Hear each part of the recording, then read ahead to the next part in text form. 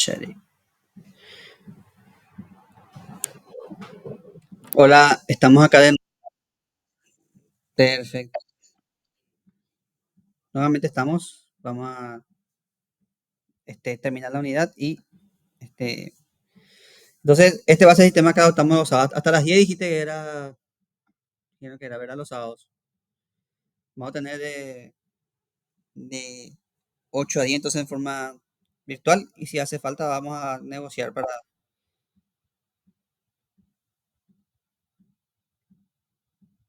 Raúl, acá estoy.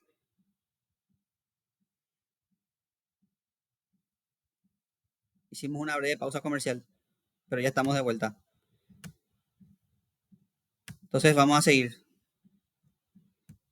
Windows, acá. Pueden ver la presentación.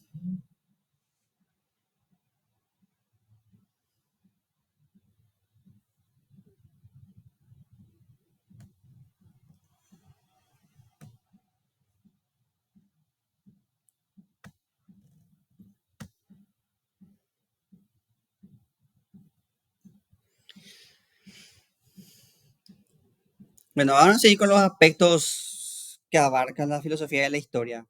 Primero tenemos la causalidad, es decir, el examen de las relaciones causales, de causa y efecto de los eventos históricos. Como ya vimos nosotros, esto de la causalidad es simple, no es tan simple, no es causa-efecto, sino que hay un montón de procesos implicados, eso ya aclaramos. Eh, que es muy simple ahora el tema de causa-efecto, pero sí en los estudios,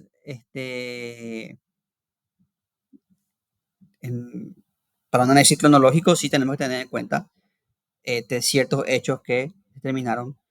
Y acá está la cuestión de la selección de hechos. ¿Qué hechos nosotros seleccionamos como qué? Este,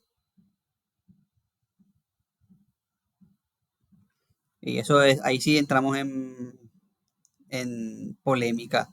Por ejemplo, si hablamos de las independencias, nosotros hablamos como las causas, el agotamiento del sistema colonial, la revolución francesa, las invasiones napoleónicas, la explotación a los indígenas, son las causas que solemos dar como motivos por la independencia, por lo que la gente, por lo que los pueblos se independizaron. Pero hay otras causas que no se quieren mencionar mucho, por ejemplo, la intervención inglesa. Los ingleses para deteriorar el poderío español, metieron también su mano sobre todo a través de organizaciones como la masonería, metieron su mano también en los procesos independentistas latinoamericanos, por ejemplo. Y son causas que no muchos quieren. Y también tenemos que ver así que tan causas, porque no es que un día todos se levantaron y dijeron queremos independencia, sino que había varios intereses. ¿Qué? Sí.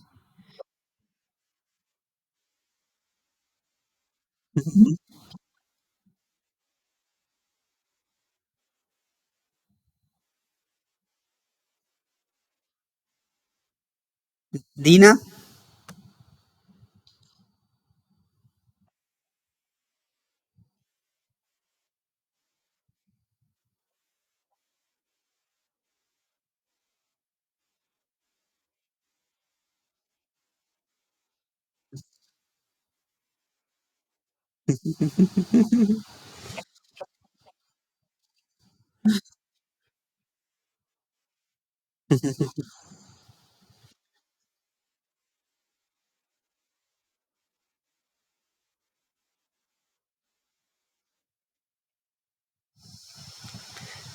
después tenemos también,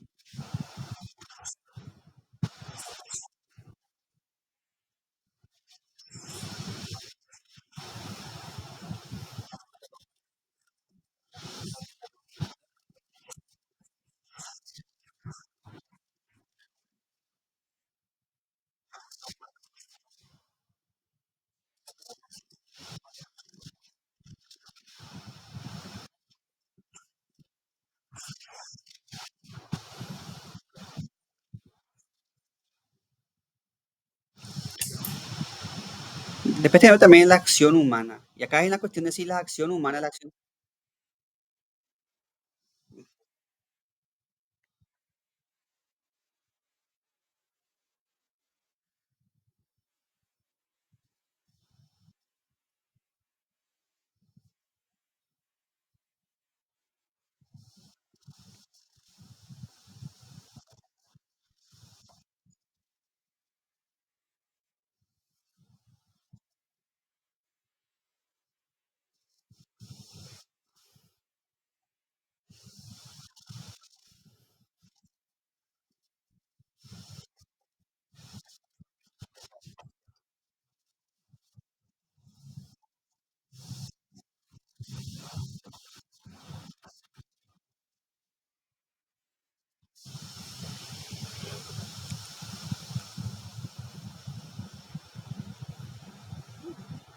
Bueno, también tenemos que tener en cuenta el papel de la acción, justamente en referencia a lo que está tratando, el papel de la acción humana.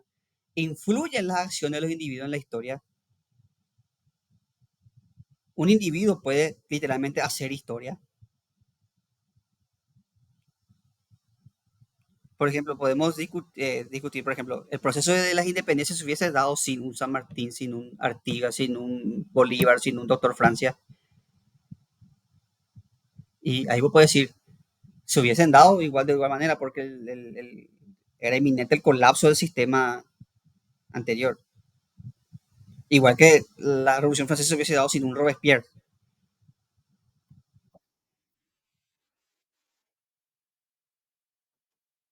¿Qué pasa, Raúl?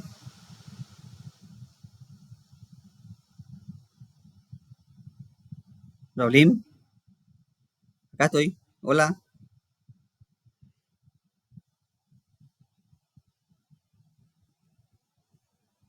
Bueno, seguimos.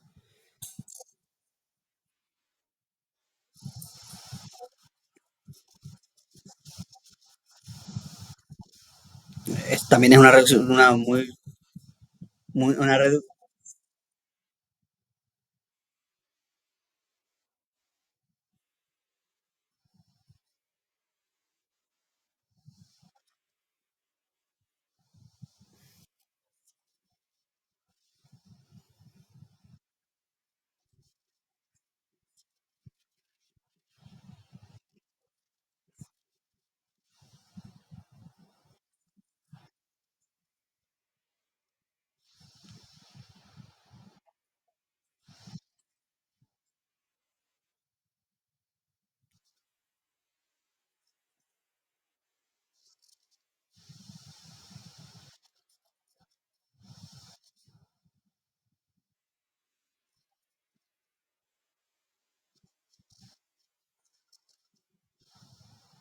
sí.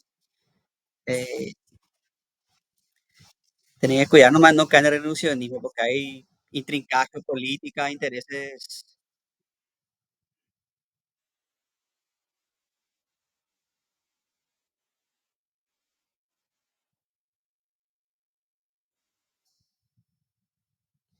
Tenés que cuidar nomás no caer en un reduccionismo.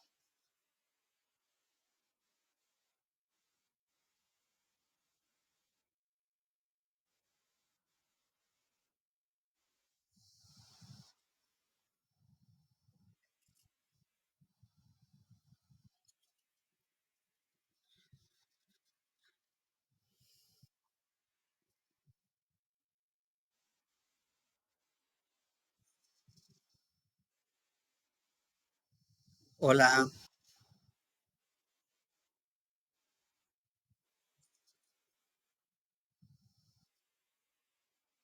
hola.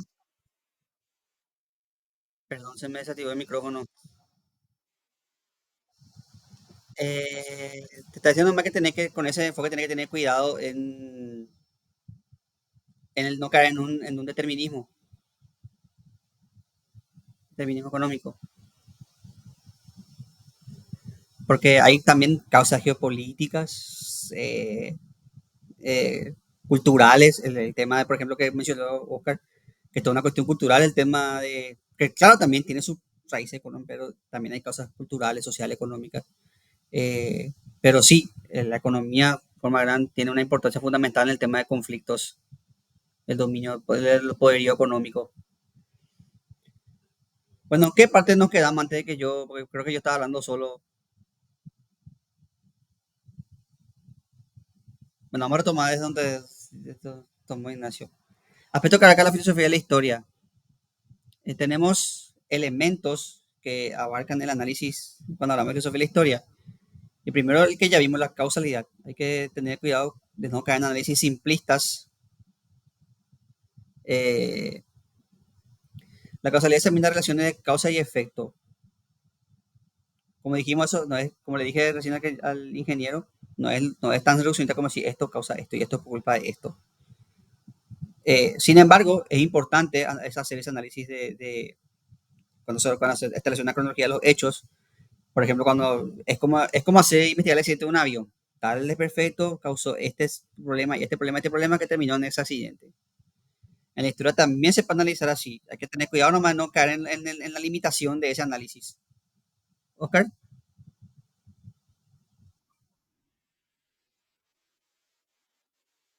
Sí,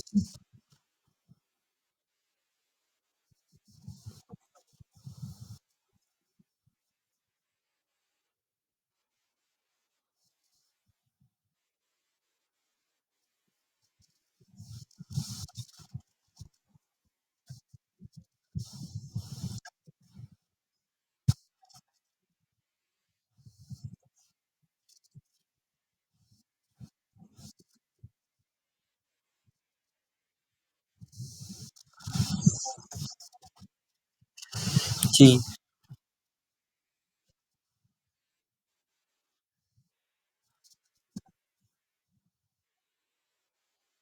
no, exactamente, Oscar. Después tenemos la acción humana. Y acá les quiero hacer una pregunta. ¿Hasta qué punto el humano puede cambiar la historia? ¿Podríamos hablar de independencia sin la figura de un San Martín, de un Bolívar, de un Francia? ¿Podríamos hablar de Revolución Francesa sin Robespierre? ¿Podríamos hablar de Revolución Rusa sin Lenin? Y te puedes decir que sí, porque el proceso ya estaba. La Segunda Guerra Mundial hubiese ocurrido independientemente de que Hitler esté o no esté, porque estaba el Tratado de Versalles, la crisis económica del 29, todo estaba servido en la mesa. Faltaba nomás que alguien suba ahí para... Lo mismo la independencia, ya estaba todo servido, el sistema colonial ya estaba cayéndose a pedazos. A lo mejor no se sucedió de la misma manera. Pero la pregunta ¿es importante el individuo en la historia? Sí, el individuo tiene, o sea, hay figuras, no sé, César, que literalmente hicieron que la historia este, cambie radicalmente. César determinó la formación del Imperio Romano, por ejemplo. Aunque también vos puedes decir, sí, pero la corrupción del Senado ya estaba en la República, entonces tarde o temprano iba a venir nomás alguien que iba a hacer lo que hizo César. Pero el punto es que fue César. Ahora, el problema es, sobre todo con esta división liberal, el problema es creer que el individuo solo hace la historia. Ahí puedes caer otra vez en otro reduccionismo, que es el tema de que el individuo forja la historia y que la historia se hace por individuos que toman la posta y que no.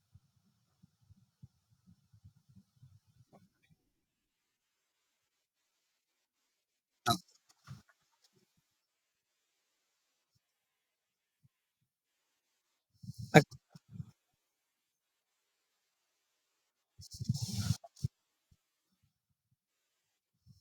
Acá,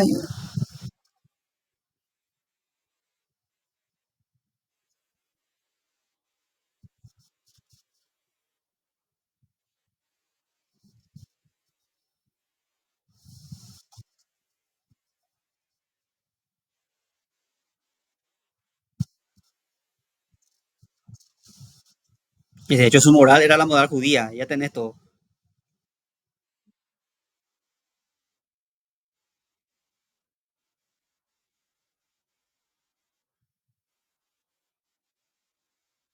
Sí. Hay un análisis muy interesante en esto. Yo siempre tomo el análisis de Pleyano. Pleyano era un este, comunista. eh, no le quiero decir disidente porque pero no era de la línea dura leninista. Y Pleyano justamente cuestiona el hecho de que el marxismo le da mucha importancia a los procesos económicos y niega el papel del individuo en la historia. Con esto Pleyano no dice que el individuo hace la historia, sino que el individuo es parte de ese proceso económico histórico. Como dice Oscar, el individuo como, no es que el individuo solo así, no es que César solo hizo la historia. Para empezar, César no conquistó la Galia solo, no es que se fue a la Galia y él solo así, sino que tenía toda una estructura política, tenía un ejército, eh, tenía un poder de cuna, de hecho, porque César era de las gens romanas, entonces tenía toda una estructura social, política, económica que le avalaba, con la que después él se reveló, ¿verdad? Pero tenía una estructura, no es que se...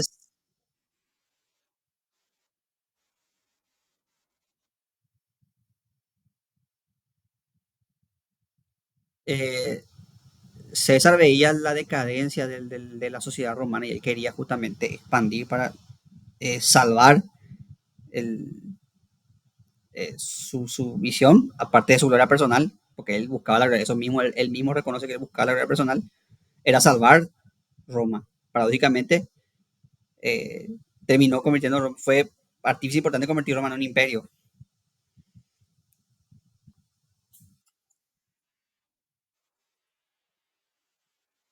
Sí, sí, tributo,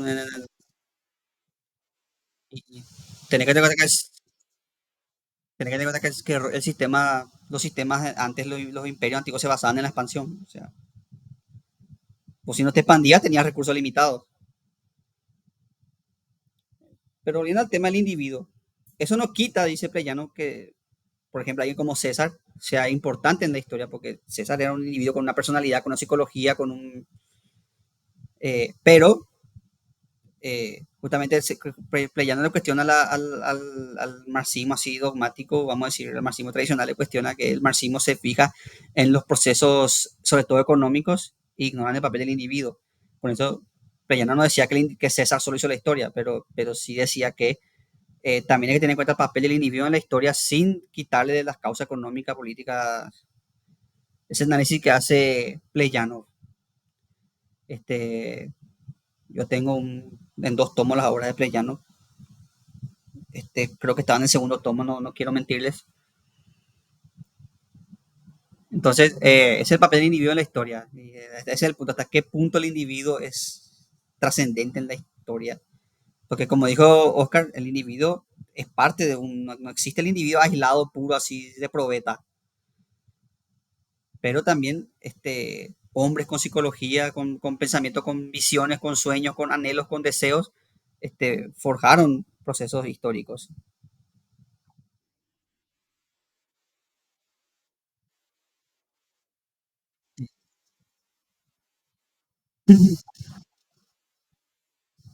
Sí,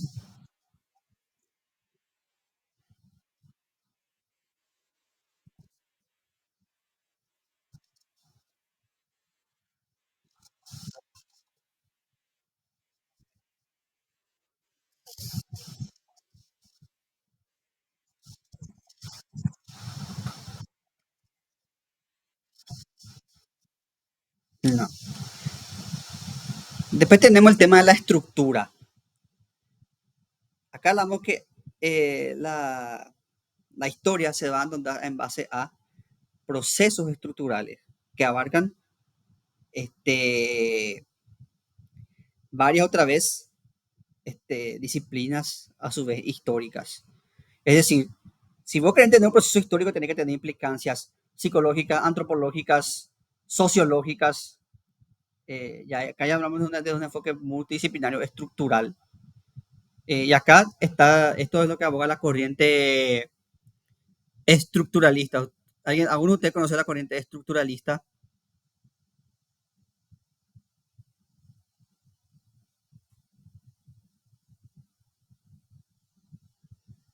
¿Qué es el estructuralismo? A ver si alguien me puede... Acá hay filósofos, creo que tienen que saber qué es, o sociólogos también. Bueno, el estructuralismo es una corriente que sostiene que existe un entramado estructural en las sociedades. y que cada sociedad tiene como un entramado de costumbres, ritos, tradiciones, lengua, normas, y ese entramado estructural es lo que, este, no quiero decir determina, porque determina es muy fuerte, condiciona a esa sociedad. Por ejemplo, para nosotros paraguayos, nosotros no valoramos la puntualidad. Nosotros, vos decías, vos tenés que para decirle que para que venga a las 8 tenés que decirle que tiene que estar a las 7. En cambio, vos a un japonés le decís las 7 y las 7 y las 7. Esto no quiere decir que los paraguayos somos malos, impuntuales. Solo quiere decir que el japonés ve como negativo, eso que nosotros no vemos como un problema. Nosotros ya nosotros estamos acostumbrados a que nuestro colectivo venga tarde, entonces estamos acostumbrados a la tardanza. No tenemos una hora, ese concepto hora así. En Japón, por ejemplo, si el Shinkansen, el tren bala japonés, se retrasa más de 10 minutos, el chofer del tren se baja en la parada y hace una reverencia pidiendo disculpas. No importa que sea su problema, no importa si una falla mecánica, el chofer se disculpa porque le hizo perder tiempo a las personas. Y yo sé porque yo tuve dos primas que se fueron a Japón. Ellos tienen una aplicación, te dice el tren de las 10, el tren de las 10 y cuarto, el tren de las 10. Y si se retrasa, pues se retrasa todo. Entonces se disculpa el chofer del tren cuando se retrasa. Hace una reverencia, así se inclina así y su mimasen, o sea, discúlpame, discúlpame. Acá el colectivo llega 40 minutos después y para nosotros es normal. Y estoy hablando de pequeñas cosas, pequeños. El tema del suicidio, nosotros vemos el suicidio como algo negativo. Ellos ven el suicidio como algo heroico, así como el ritual del seppuku. Por eso en Japón hay muchos, en Japón, Corea, hay muchos suicidios. Pues en Asia tiene otra visión de lo que es el suicidio. El, el, el samurái que ya no era honorable, que fracasaba que perdía su honor, se suicidaba. Se agarraba una daga y se cortaba el pecho así.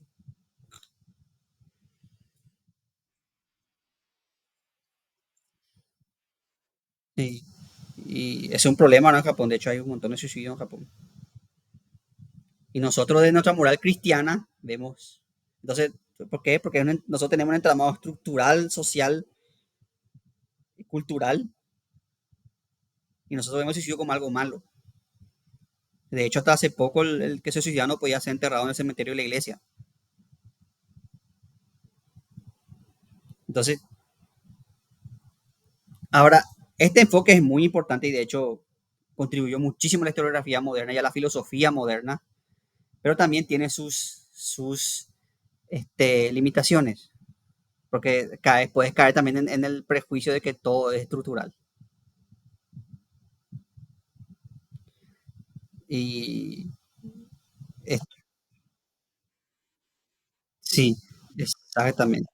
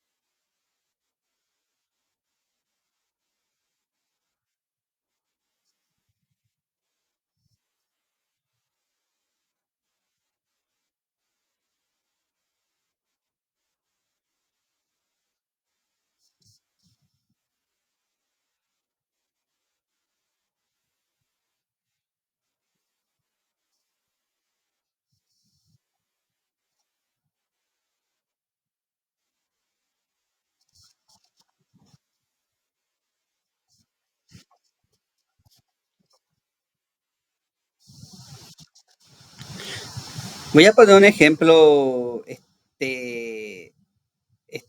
actual. Voy a poner un ejemplo actual y polémico, para tener dos cosas. El tema que está de moda ahora, el tema de géneros.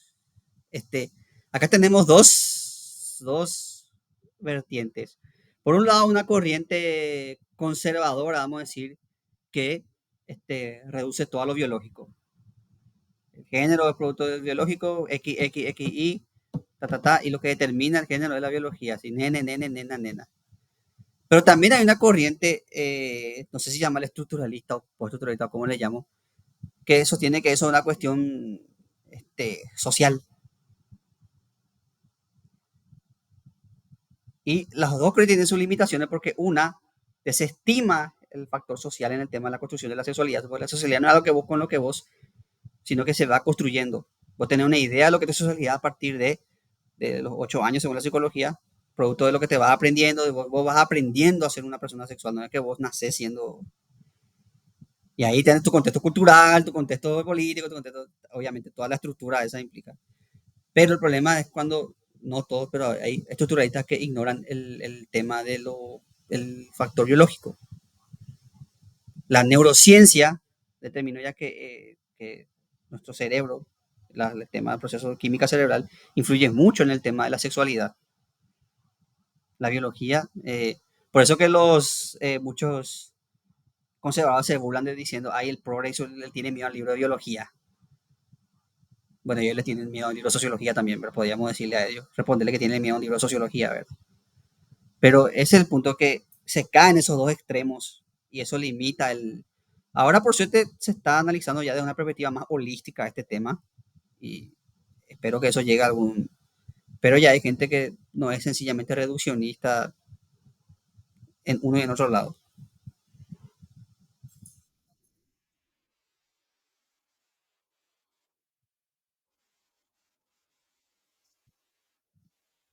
El tema es que se entrelaza, no es que vos puedes separar lo biológico de lo.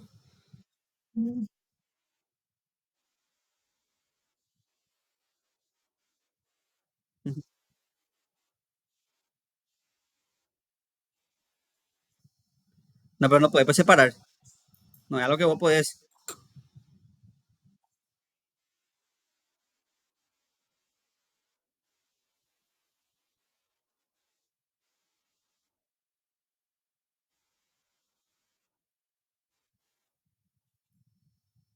El tema, como te repito, no puedes separar.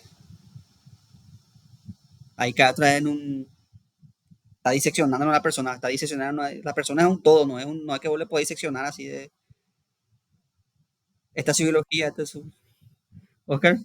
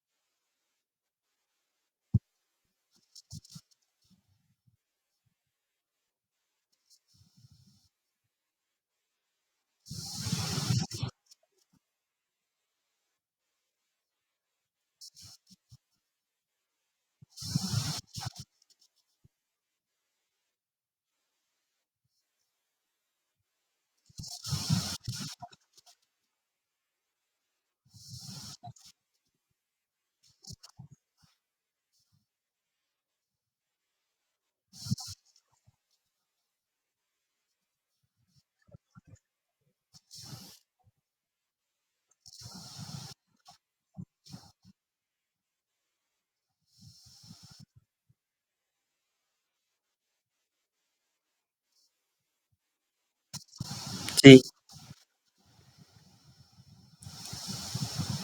Después tenemos la narrativa. Y acá está cómo se construye la narrativa histórica. ¿Por qué damos historia como damos? ¿Por qué damos los hechos que damos? ¿Por qué se resaltan algunos hechos y se ignoran otros hechos? Porque todos los estados, así como nosotros en personal construimos nuestra narrativa, piensen ustedes en sus redes sociales. ¿Qué ustedes publican en sus redes sociales? Publican lo que ustedes quieren publicar, lo que ustedes quieren mostrar de ustedes. Vos en las redes sociales ves fotos de cuando estás en la farra, cuando estás así. No ves la foto de cuando estás llorando con resaca, por ejemplo. ¿Por qué? Porque las redes sociales te muestran lo que vos de una persona, no le vas a conocer a una persona en sus redes sociales porque te va a mostrar lo que quiere mostrarte de tus redes sociales. O sea, vos vas a saber lo que esa persona quiere mostrarte de esa persona. Y lo mismo pasa con los países. La historia de los países son lo que los países quieren mostrarte de su historia. Ustedes van a ver, por ejemplo, que en Alemania es muy complicado el tema de la Segunda Guerra Mundial en la educación alemana. Hay un episodio de Los Simpsons que decía así, Berlín, aquí no pasó nada entre el 39 y el 45.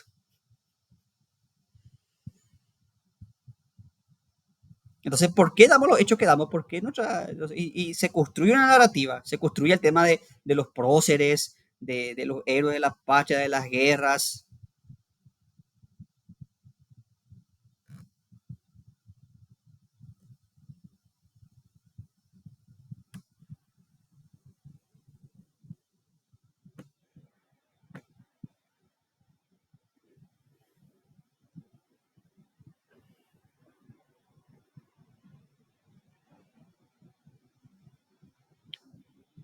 Perdón, se fue un rato la conexión.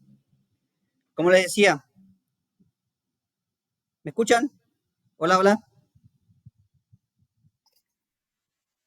Ah, como te decía, se construye un relato, la historia que nosotros, así como en las redes sociales, la historia que nosotros damos en los libros de historia, es la historia que nuestro país quiere que nosotros mostramos como país lo que nosotros. eh, y hay temas polémicos que nosotros a veces queremos ocultar bajo la alfombra. Aparte de nuestra historia, que es por ejemplo el caso de Alemania con la guerra, o el, por ejemplo el caso de Paraguay con el tema indígena, es también un tema muy invisibilizado. Nosotros le tenemos al indígena como oro en la historia precolonial, pero después de la independencia medio que le olvidamos en la historia del indígena. ¿O a ustedes qué les parece? Le tenemos como un abstracto, la raza guaraní, pero olvidamos la historia indígena después del. Ustedes, si ven los libros de historia, van a ver que los indios cuentan hasta la independencia. ¿O me equivoco? Entonces, ¿qué parte de la historia y qué parte? Ahí está la narrativa histórica, cómo se construye la historia. Porque la historia no es inocente. A los historiadores les gusta creer que la historia es algo objetivo, que el hecho objetivo, eh, que se construye la historia porque este es el hecho y objetivamente ocurrió así. Pero no, la historia se construye, se narra. Y ahí está el tema, es cómo narras.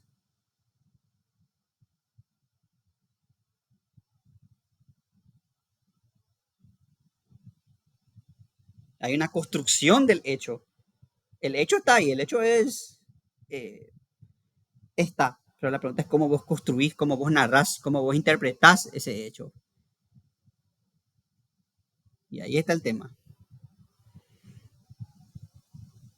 Después tenemos, ya hablamos de este tema del progreso, no me voy a tener mucho en esto, la noción del progreso histórico, de que la historia se va hacia arriba. Y yo les cuestioné a ustedes si de verdad la historia se va hacia arriba. No es tan simple como responder sí o no, porque en muchos aspectos nosotros progresamos como sociedad, eso es innegable. Tenemos más derechos que una persona del principio del siglo, tenemos derechos laborales, tenemos derechos civiles, tenemos derechos. Conquistas hubo, pero también hay retrocesos. El tema ambiental, por ejemplo, es un retroceso con respecto al siglo XIX.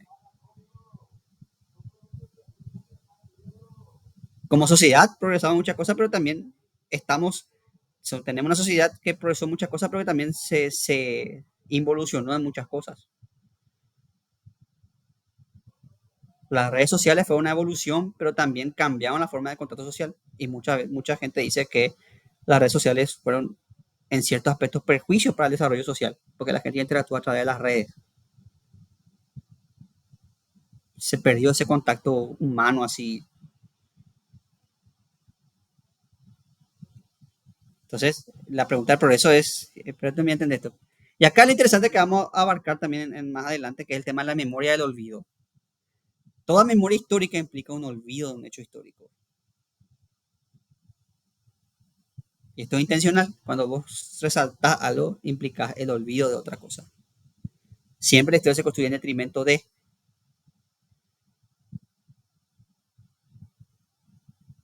Cuando nosotros hablamos de, por ejemplo, cuando se hace la historia mexicana, se habla de la historia de México, se habla de los mexicas, de los mayas, y se le olvida a los taxaltecas, se le olvida a los olmecas, se le olvida a los.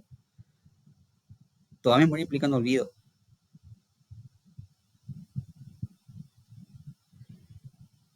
Nosotros, cuando hablamos de las guerras, hacemos énfasis, y acá esto está relacionado con la narrativa que vimos anteriormente. Nosotros cuando hablamos de las guerras hacemos énfasis en, en lo que ganamos. Por ejemplo, nosotros en Paraguay, la victoria de Curupactú, la victoria de Boquerón, tenemos un feriado por la historia de Boquerón y nos olvidamos de las derrotas. Nosotros no decimos el pueblo paraguayo perdió en la guerra del 70, nosotros decimos el pueblo paraguayo luchó hasta morir en la guerra del 70.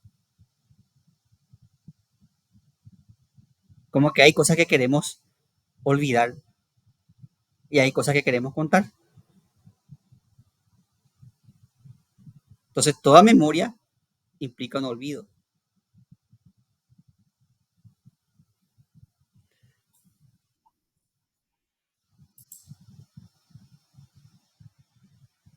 Y ahí depende porque muchas veces no es consciente esa omisión. A veces sí es totalmente consciente, pero muchas veces incluso está un mecanismo de defensa de los países.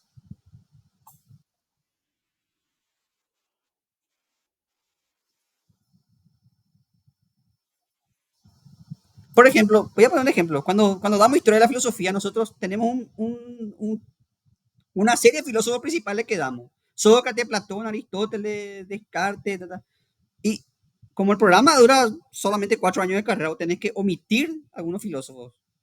No, no, no sé quién carajo fue Genofonte, eh, Schopenhauer se suele olvidar, le ponemos a Nietzsche, por Schopenhauer.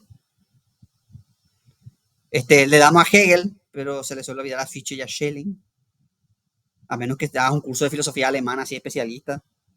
Pero así en la materia de la filosofía tenemos Sócrates en la Edad Media. En la Edad Media tenemos a Agustín y Tomás. Exactamente, Rolín, las mujeres es otro tema. Hipatia, por ejemplo, de Alejandría. Hildegard de Bingen en la Edad Media. Eh, en la historia de la filosofía medieval tenemos a Agustín y Tomás. Y nos olvidamos de Escoto Oriúgenes, San Alberto Magno, San Ambrosio, San. ¿Por qué? Pues tenemos que hacer, en parte porque tenemos que hacer economía, porque nuestra materia dura 4, si no iba a durar 20 años nuestra carrera y nos íbamos a licenciar en filosofía a los 20 años. Pero eso implica una omisión.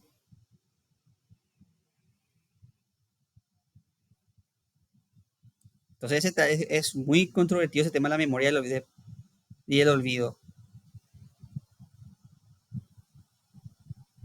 En derecho.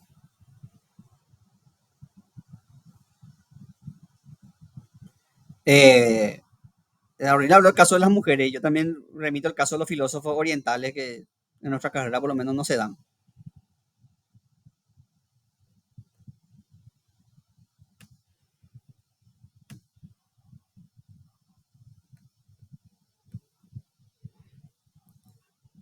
Ahora vamos a hablar de los elementos que constituyen la, la historia. Primero el tiempo. Algunos de ustedes se preguntaron qué es el tiempo.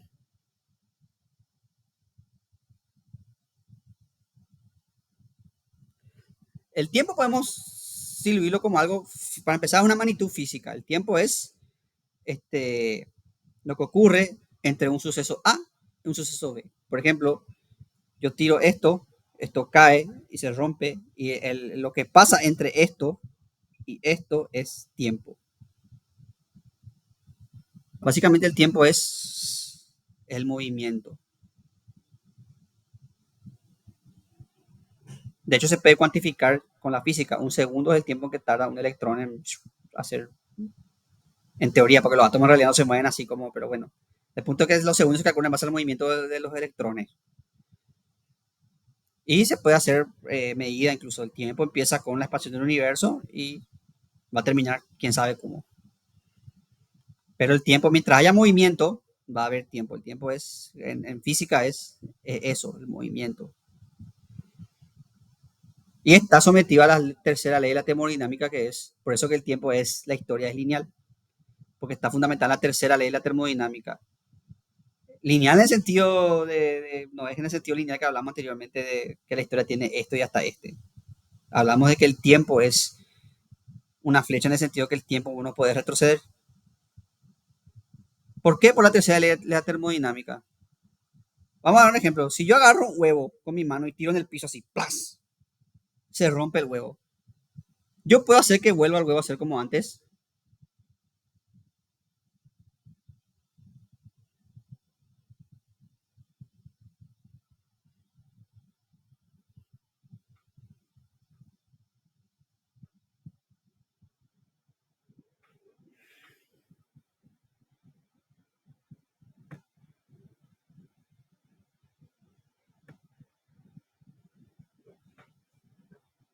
¿Pueden escuchar una pregunta?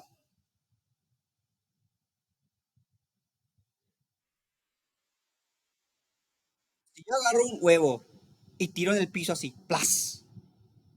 ¿Puedo yo hacer que el huevo vuelva a ser como antes? ¿Por qué?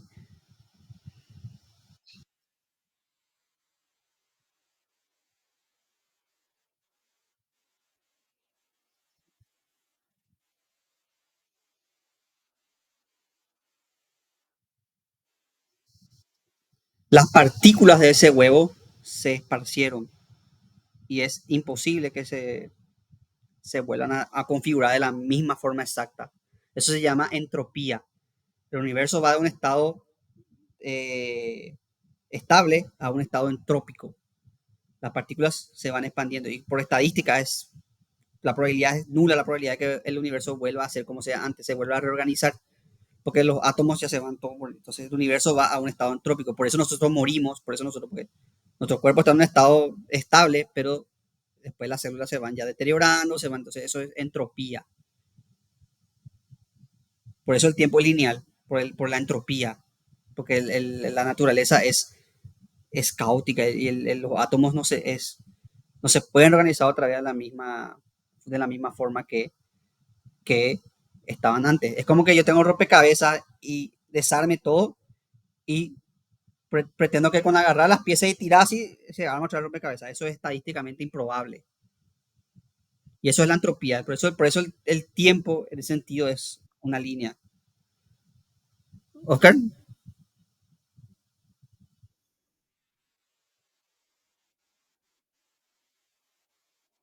a eso iba a ir. Ahí estoy hablando de la dimensión física del tiempo. Ahora vamos a entrar al tiempo histórico.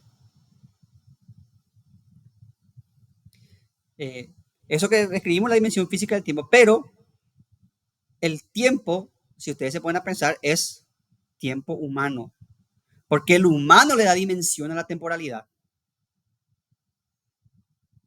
Los animales no tienen noción del tiempo.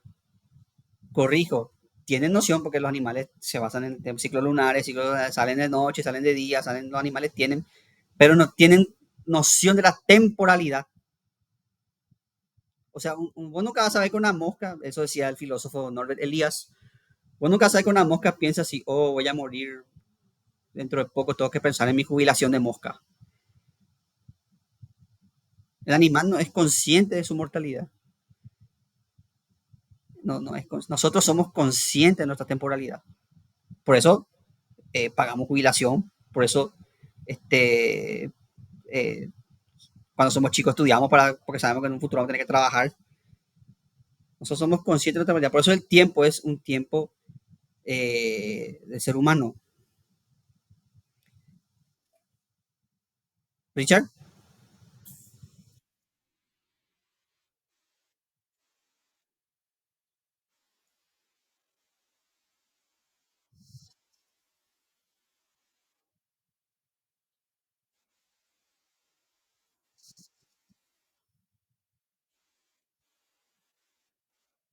Sí.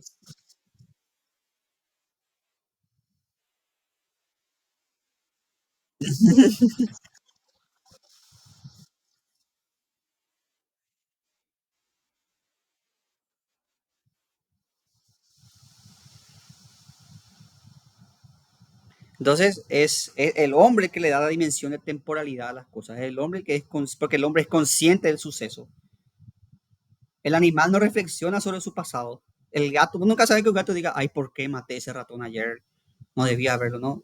El gato no tiene reflexión. El gato, ahora por instinto y después lo siguiente. El gato no piensa, no debí meterme con esa gata en el tejado porque ahora tiene hijos y tengo que hacerme. No, el gato no piensa eso. Nosotros somos conscientes de nuestro pasado y de nuestro futuro. El animal sí aprende. El animal, un perro, si vos le pegas con un diario, la siguiente vez no va a hacer lo que estaba haciendo cuando le pegaste. Aprende, pero el animal no reflexiona sobre su temporalidad.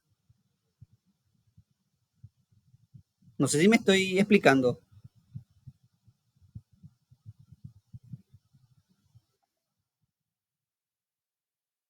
Dina,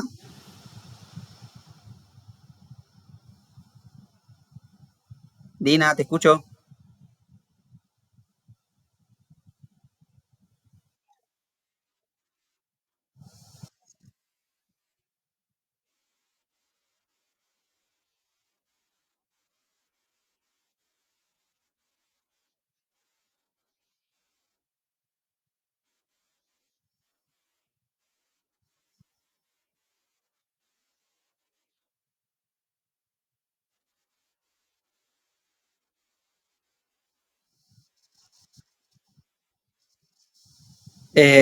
Thomas Hobbes te respondería que eso es parte de la naturaleza humana, que el ser humano quiere tener control. Y eso implica control sobre lo que va a pasar. El ser humano quiere saber que mañana no va a llover. El ser humano quiere saber que mañana va a poder hacer esto o aquello o lo otro. El ser humano quiere tener control sobre las cosas. Y por eso el ser humano tiene una obsesión por saber el futuro, porque quiere tener control. Eso decía Thomas Hobbes.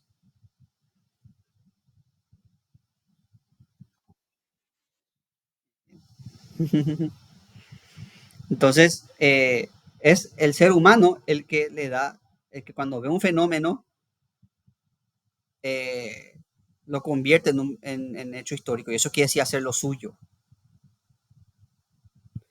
ya sea a nivel de individuo o pueblo. Para mí, una cosa puede ser muy importante como persona. Un hecho histórico que me pasó puede ser importante para mí como persona y puede definir me puede cambiar la vida, un hecho importante de mi vida. No sé, cuando te casaste o cuando tuviste tu título, son cosas que te cambian la vida. Cuando te compraste un auto, no sé. Pero eso, eso a eso vos le haces tuyo, pero a otra persona a lo mejor es irrelevante. Y así como los individuos tienen, los pueblos también tienen, las naciones, los estados y los pueblos tienen también sus hechos históricos, cosas que le definieron como y que ellos hacen que sea, se apropian como suyos y hace que sea parte de su historia.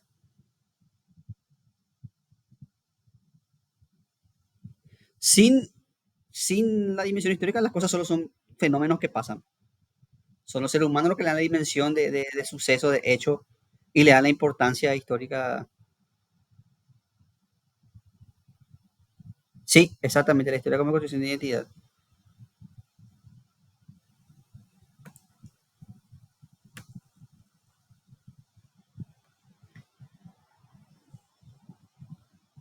Ahora, la historia es la historia del género humano. La historia no se hace aislada. Ya hablamos de esto cuando hablamos del individuo.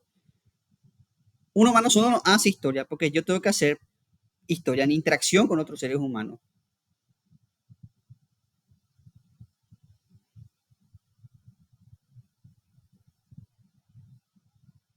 Si yo me voy y escalo solo un cerro y después me bajo, a lo mejor para mí, y sí, subí el cerro yo, pero eso no va a quedar si yo no va a quedar como una anécdota, ni siquiera como una anécdota si yo no comunico con otras personas. Entonces son los humanos en conjunto los que hacen historia. La historia no es algo que solo uno hace. Aparte la historia es un montón de hechos, cosas y eso implica concesiones, visiones de la sociedad. No es que solamente un... Eh, cuando un historiador escribe un hecho sobre no sé, un historiador escribe sobre la guerra del 70, por ejemplo, Tenés que tener en cuenta que escribes de una sociedad. El famoso meme del Joker, ahí vivimos en una sociedad. Y como sujeto social, el historiador no es un ente aparte, sino que la sociedad va a influir en su discurso histórico. Si vos sos historiador paraguayo, vas a tener un discurso sobre la guerra del 70. Y si vos argentino o brasileño, vas a tener otro discurso porque estás en otra sociedad. También influye cosas como tu clase social, tu nivel de formación, eh, etcétera, etcétera, etcétera.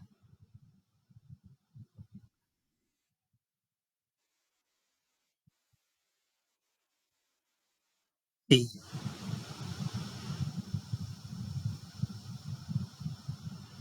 Eh, y cuando hablamos de historia universal, es lo que es la historia del género humano.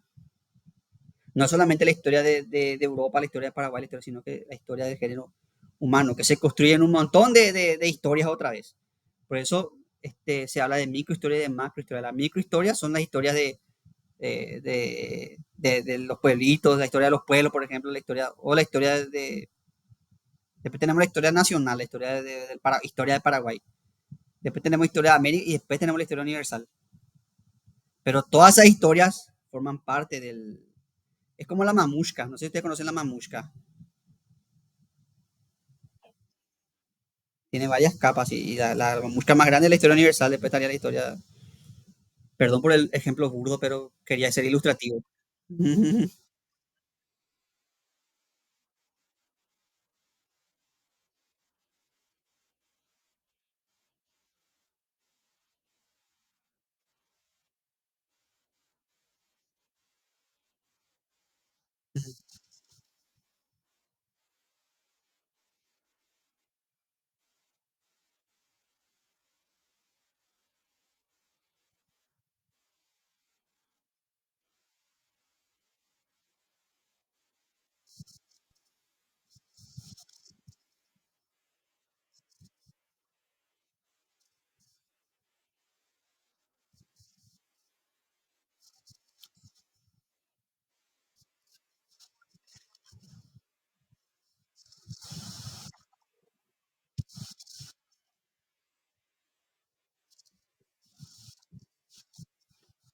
No,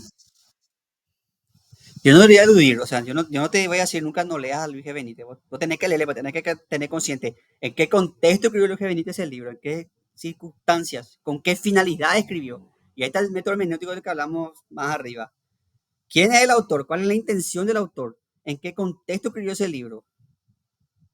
O sea, no es que vos tenés que dejar de leer vos tenés que ser consciente que ese autor está en un contexto determinado. Cuando vos le lees, por ejemplo, a Marx, vos tenés que tener consciente que Marx es el contexto de la revolución industrial, tenés que tener consciente que está en una región concreta del mundo que es Europa, la Europa industrializada encima, porque Marx no estaba en Europa, no, estaba en Europa industrializada. Entonces, es la sociedad que vio, él que analizó, es la sociedad en la que él vivía, la sociedad industrializada.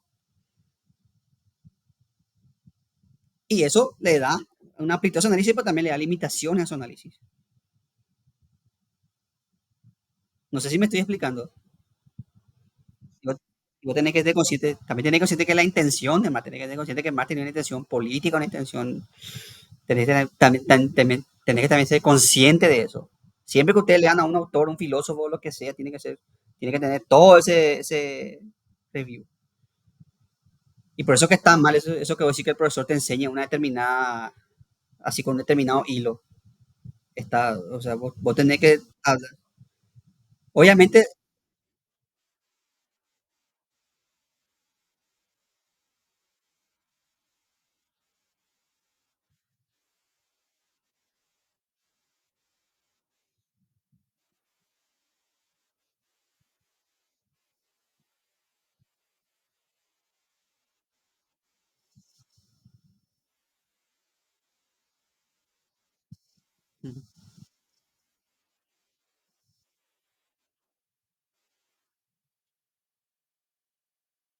o sea, vos tenés que ser, y obviamente vos nunca se puede dar la historia de manera, porque vos no sos tampoco un ente superior extraído así de objetivo universal, no sos tampoco eso, vos tenés tu prejuicio, tu enfoque, pero vos lo que vos tenés que hacer es consciente de las limitaciones de tu de tu análisis. Vos tenés que ser consciente de que vos no sos un dueño, no sos un tipo que viene a partir de una verdad absoluta en clase, por ejemplo, cuando das, o cuando haces historia.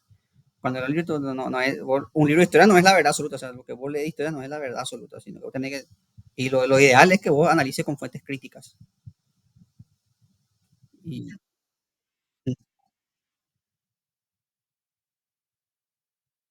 y lo que realmente análisis es que cada parte de la historia tiene sus partes en la historia universal, o sea, la historia regional, la historia no sé, de Kikuyo forma parte de la historia de Paraguay, y la historia de Paraguay forma parte de la historia de América, y la historia de América forma parte de la historia universal. Lastimosamente se suele ser muy prejuicioso y cuando vos ves mandar la historia universal y ves lo que empieza con Egipto. A lo sumo empieza con Mesopotamia y se olvidan de todo lo que había antes, ahí de todas esas. Acá volvemos al tema de la economía, porque si no vas a hacer un libro de 800 tomos de historia universal, pero ahí está el tema de la memoria del olvido. Se omiten muchas cosas en los libros de historia universal en favor de otras. Pero igual hay que ser consciente que toda la historia universal, por ejemplo, acá en Paraguay, no solo los guaraníes son de historia sino que los macá, los mayá, los ayoreos, los chamacocos, todos son parte de la historia de Paraguay y todos son parte de la historia universal. Obviamente cuando vas a hacer un libro es limitado un análisis porque vos tenés que ser así, historia de Egipto, historia de y se omiten muchas cosas, pero todo forma parte de la historia universal. Y creo que hasta acá llegamos a la unidad de hoy. ¿Algún comentario, alguna pregunta, algún...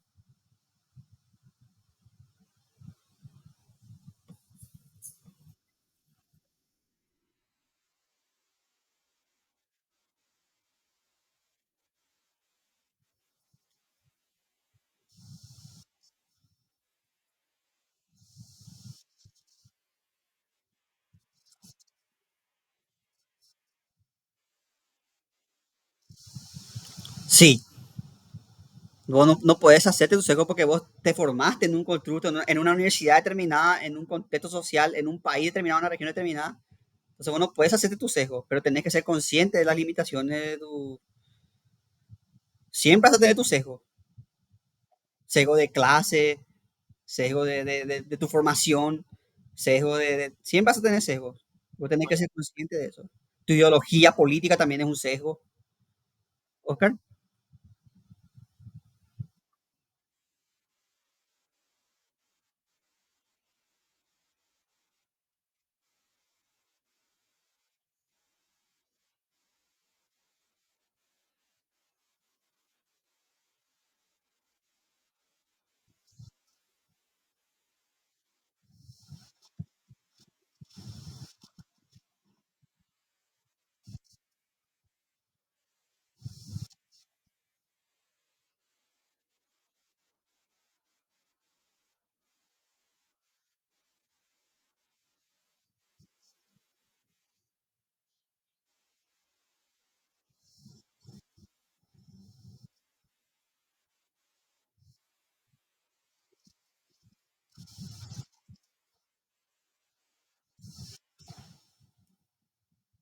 exactamente. Nico,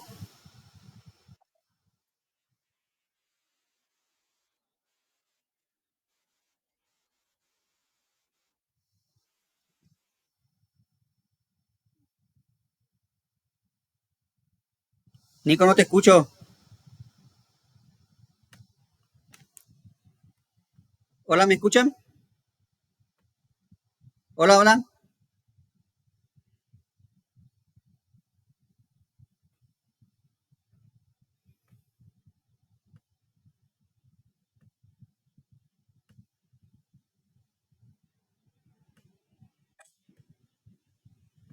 Hola, ¿me escuchan?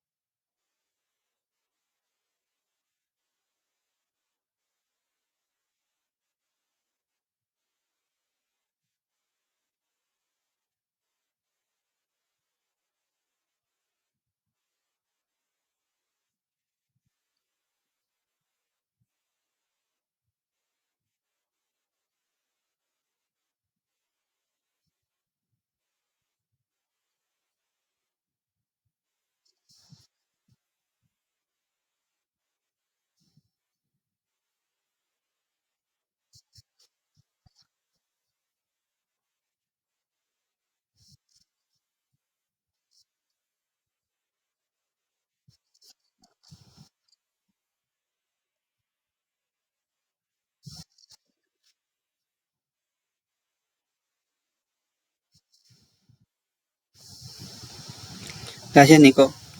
¿Alguien más quiere aportar algo?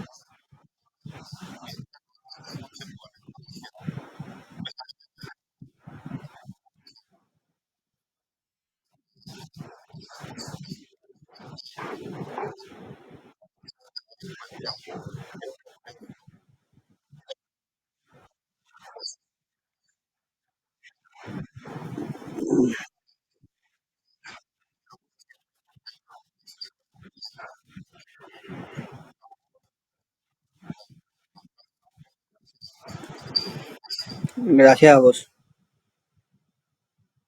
Bueno, ahora si no hay más comentarios o aportes, podemos dar por finalizada la clase de hoy. Ha sido un placer, como le dije, inaugurar esta maestría tan anhelada y ser el primer profesor. Y también ha sido un placer compartir con ustedes. Y me alegra que sea un grupo dinámico. Estamos en contacto. Nos vemos el próximo sábado. Hasta luego.